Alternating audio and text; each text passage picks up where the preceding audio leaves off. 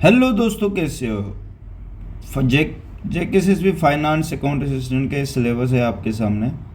Accountancy के ऊपर बात करते हैं कि कैसे क्वेश्चन आ सकते हैं और आपको कहाँ से इसका अच्छा मटेरियल मिल सकता है। ठीक है, 30 मार्क्स का रहेगा। यहाँ पे देख सकते हो आप। जो कॉमर्स के स्टूडेंट हैं उनको तो कोई इशू होगा नहीं, वो ढूंढ लेंगे इसका अपने लिए।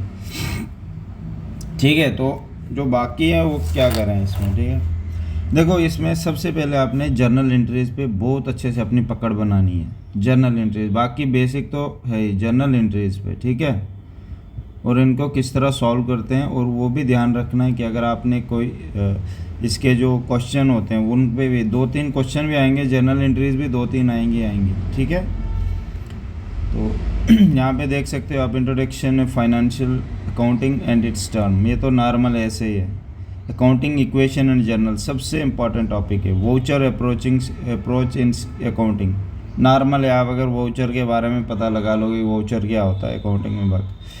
बैंक रिकन्सिलेशन स्टेटमेंट क्या होता है, ठीक है, इसके बारे में पूरा पता होना चाहिए। ये कहीं से भी आप तो गूगल से भी निकाल लोगे, सर्च मार के आपके सामने आ जाएगा। छोटा सा टॉपिक है, ऐसे नहीं कि 200 वर्ड का होगा, जिसमें आपको पता लग जाए कि बैंक रिकन्सिलेशन स्टेटमेंट क्यों क्या होता है, किस बेस पे होता है। ये होता है कि आप ये करंट जो बिजनेसमैन होते हैं, ठीक है, ये उसके रिलेटेड जब वो पैसा बार बार अकाउंट में जमा कर मतलब अपने बैंक में डालते हैं तो मंथली एक मिलता है उनको, जिसमें ये पता चलता है कि आपने इतना किया। वो रिकन्सिलेशन स्टेटमेंट मिलती है। फाइनेंशियल मैनेजमेंट स्टेटमेंट हो गया। पार्टनरशिप अकाउंट हो गया, 1 से 2 बंदे काम कर रहे हैं, 2 से 3 बंदे काम कर रहे हैं। ठीक है, उसके रूल्स, गवर्नमेंट के रूल्स होते हैं कुछ इसमें। फिर लेजर अकाउंट हो गया। लेजर हो गया किसी का खाता बनाना, तो बहुत इजी है। अगर लेजर समझ जाओगे कोई बड़ी बात नहीं है, पर लेजर में ध्यान रखना।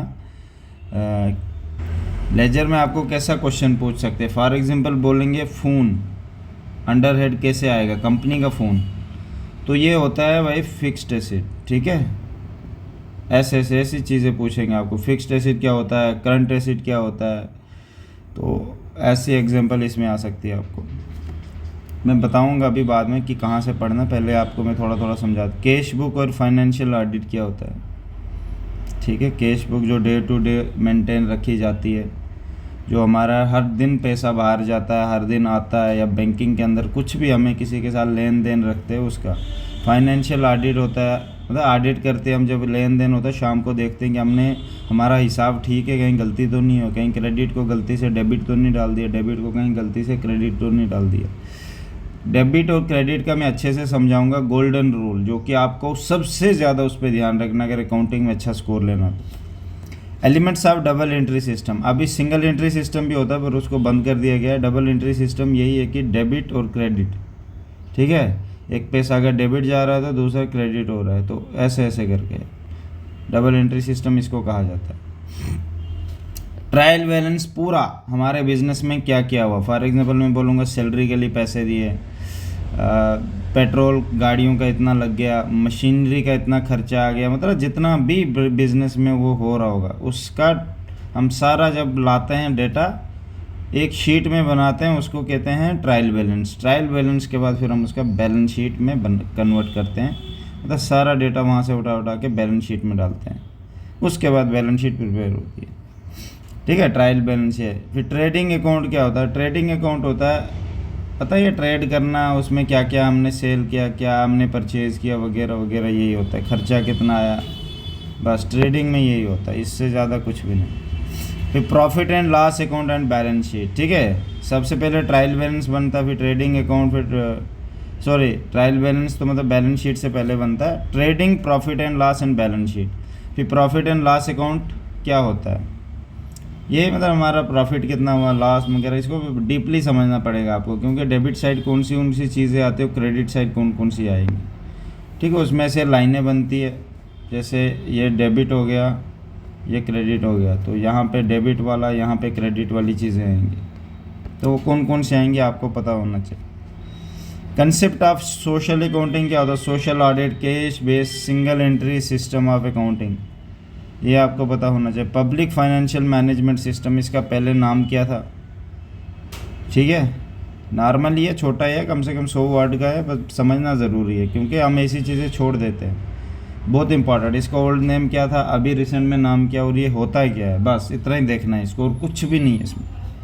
फिर हो गया इंडियन फाइनेंशियल मैनेजमेंट सिस्टम, ठीक है, ये थोड़ा सा देख लेना है अच्छे से क्योंकि आप फाइनेंस अकाउंट असिस्टेंट की तैयारी कर रहे हो तो ये चीज़ें ज़्यादा पूछी जाएंगी। सबसे ज़्यादा ध्यान रखना जो हमारे फाइनेंस अकाउंट असिस्टेंट में काम होता है, पहले तो 1 साल आप ट्रेनिंग पे रहोगे, उसमें भी आपको थोड़ा थोड़ा सैलरी पूरी नहीं मिलेगी जितनी होती है, इसमें कम मिलेगी। 1 साल तक ट्रेनिंग मिलेगी, उसके बाद फिर एक और एग्ज़ाम होगा, उसके बाद डिसाइड किया जाएगा कि आप हो इसके काम के काबिल या नहीं। तब तक आप ये मत सोचना कि मेरी 100% हो गई। अगर आपकी सिलेक्शन हो भी जाती है ना, आप राधे रास्ते में ही हो अभी।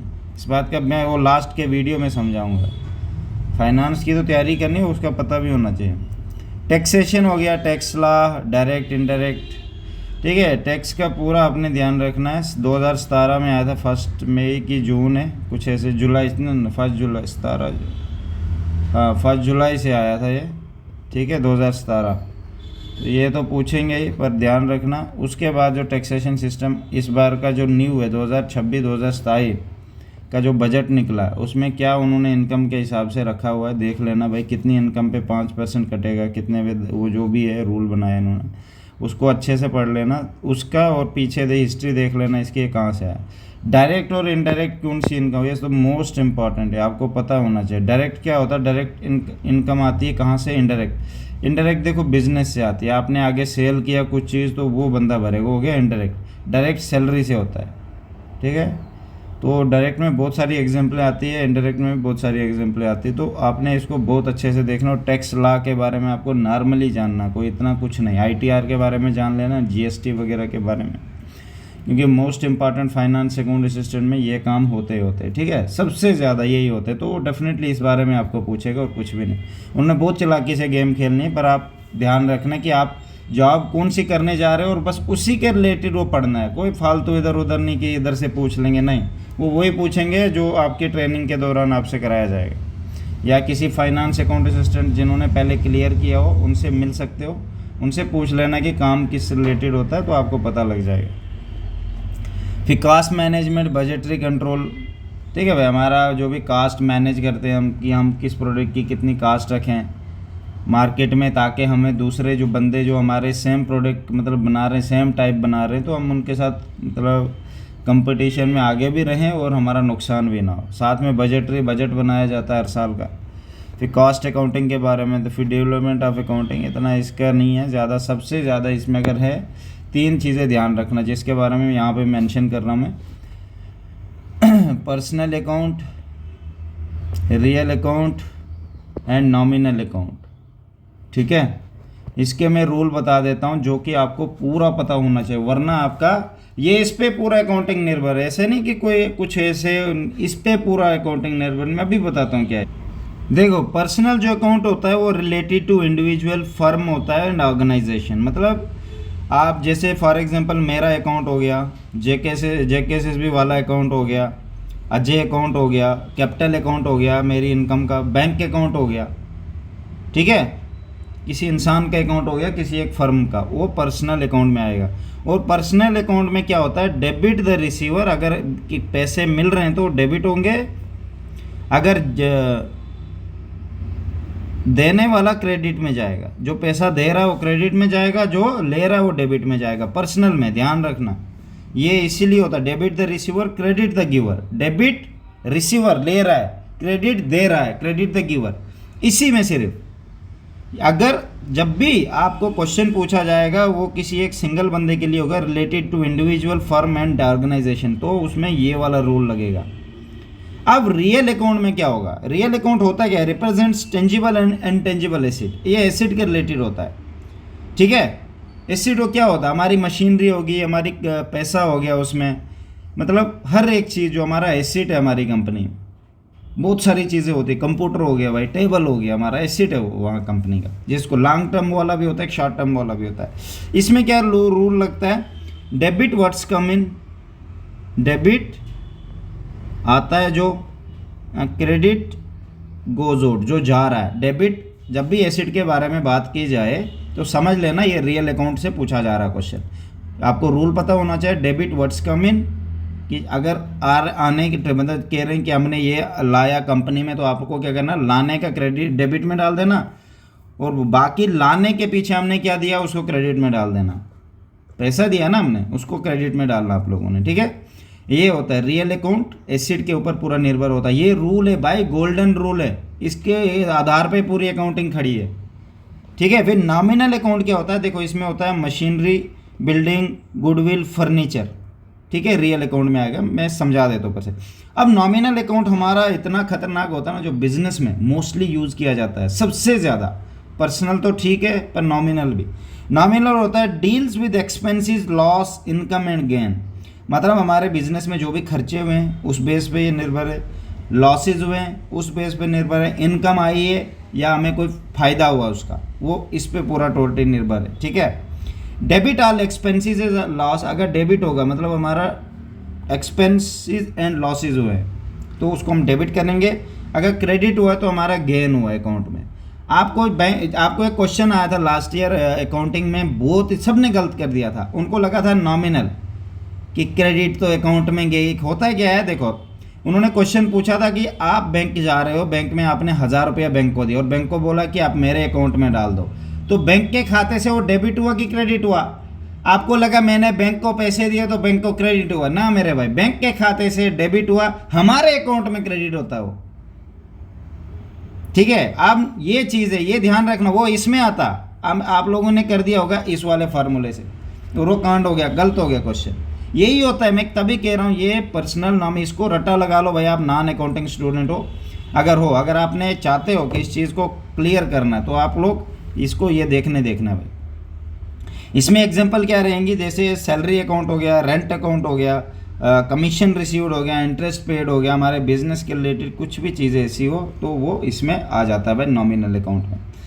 और इसको रटा लगाना पड़ेगा भाई आपको, ये ही पूरा निर्भर है अकाउंटिंग का। जिस बंदे को ये आ गया अकाउंटिंग उसके आगे ज़ीरो हो गई, समझ लो, ठीक है। इस बात का ज़रूर ध्यान रखना। तो बाकी आप अकाउंटिंग कहाँ से तैयारी करनी, मैं आपको यही रिकमेंड करूँगा, आप जहाँ से भी कर रहे हो, या मैंने टेलीग्राम अपने टेलीग्राम पे डाला हुआ, JKSSB वाला टेलीग्राम है, उसका लिंक डिस्क्रिप्शन में, मैंने नोट्स वहाँ पे डाले हुए हैं, ठीक है, पूरे कंप्लीट नोट्स है अकाउंटिंग के रिलेटेड। वो आपको कहीं इधर उधर से पढ़ने की ज़रूरत नहीं है, आप वो भी पढ़ोगे बहुत ज़्यादा है। और इसका सिर्फ बेसिक क्लियर करना है, जिसका बेसिक क्लियर होगा वो इसमें कर देगा वह काम कर देगा, जिसका नहीं होगा वो सफ़र करेगा। अब आप वो स्टेटमेंट बेस्ड आए, किसी भी बेस्ड पे आए, कोई फ़र्क नहीं पड़ता उस बंदे को जिसने ये कर दिया है। अकाउंटिंग की बुक भी ले सकते हो आप, ठीक है। अगर बुक नहीं लेना चाहते हो, नोट्स इसमें नॉर्मली चाहिए, बस आपको थोड़ी एग्जांपल सॉल्व करनी पड़ेंगी, देखना पड़ेगा। अगर कोई क्वेश्चन आ रहा है मैथ में, जिसका मैथ का ये मैथ टाइप ही होता है, कोई अलग नहीं है। अगर कोई क्वेश्चन वहाँ पूछ भी लेगा ना कि हमने इतना परचेज किया, इतना एक्सपेंस लग गया, इतना सैलरी दे दी, इतना वो हो गया, तो लास्ट हमारे पास कितना बचा, तो आप क्या उसको माइनस प्लस कर नहीं कर सकते हो, ईजिली कर सकते हो भाई, वो तो कर लोगे। पर जर्नल एंट्रीज का जो अभी मैंने रूल बताया, गोल्डन रूल है, आप कहीं से भी पढ़ो, इसके लिए मैं आपको कोई नहीं बोलूँगा कि यहाँ से पढ़ो या बुक से भी पढ़ सकते हो, आपकी मर्ज़ी है। अगर आप कहीं से पढ़ रहे तो अच्छी बात है मेरे भाई, पढ़ो आप, ठीक है, पर बेसिक क्लियर होना चाहिए। सबसे ज़्यादा जर्नल एंट्रीज पे ध्यान रखना, एंड गोल्डन रूल अकाउंटिंग के आपको पूरे प्रॉपर 100% आने चाहिए। अगर आपको JKSSB फाइनेंस अकाउंट असिस्टेंट में अकाउंटेंसी में 30 में से 30 स्कोर करना है, तो आपको ये चीज़ें पता होनी चाहिए। कोई यहाँ से बाहर से नहीं आना कुछ भी क्वेश्चन, और ये इतने ईजी टॉपिक है ना, मैं आपको बता भी नहीं सकता। अगर मैं इनको पढ़ूंगा भी नहीं तब भी 30 में से 30 निकाल के ले आऊँगा, ठीक है। तो मेरी तरफ से बेस्ट ऑफ लक।